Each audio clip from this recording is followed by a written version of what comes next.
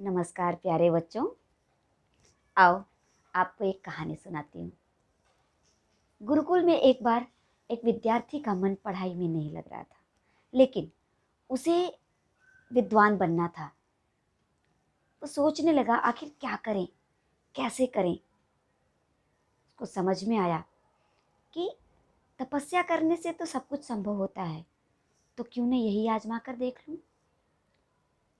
अब वह नदी के किनारे जाकर तपस्या करने लगा। गुरुजी को उसकी बात समझ में आई।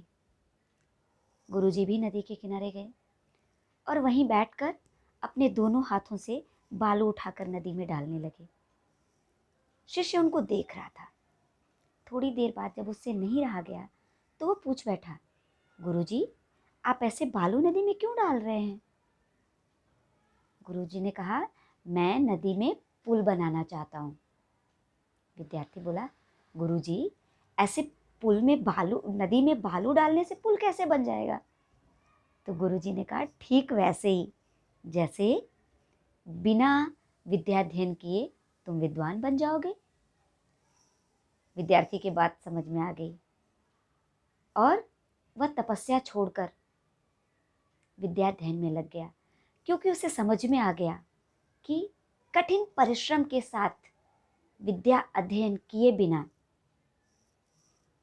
विद्वान बनना संभव नहीं है। मेरे प्यारे बच्चों, अध्ययन का मतलब होता है पढ़ाई, लेकिन गहनता के साथ, पूरे मनोयोग से। अरे यह तो एक ऐसा महासागर है जिसमें आप जितनी बार डुबकी लगाओगे आपके दोनों हाथ ज्ञान रूपी मोतियों से भर जाएंगे। कहने का मतलब है आप जितना पढ़ोगे आपका ज्ञान उतना ही बढ़ेगा। मेरे प्यारे बच्चों, आप ही बताओ, जब आप बीमार हो जाते हो, आप डॉक्टर के पास जाते हो तो आपको इंजेक्शन लगाता है, आपको कड़वी दवाइयाँ देता है। सोचो, इंजेक्शन लेने में आपको कितनी तकलीफ होती है, लेकिन फिर भी आप इंजेक्शन लेते हो, आप वो कड़वी दवाइयाँ भी खाते हो। क्यों?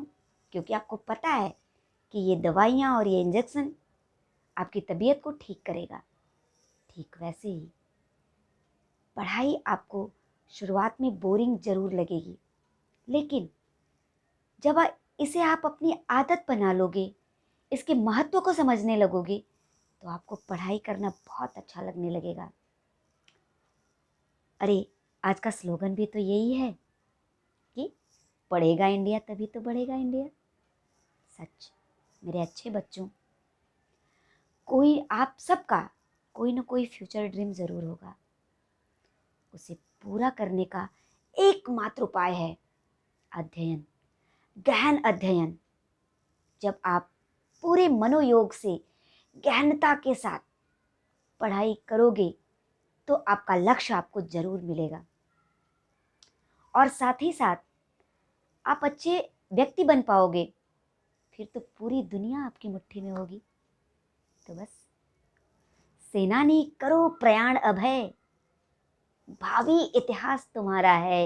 ये नखत अमा के बुझते हैं, सारा आकाश तुम्हारा है, सारा आकाश तुम्हारा है। धन्यवाद।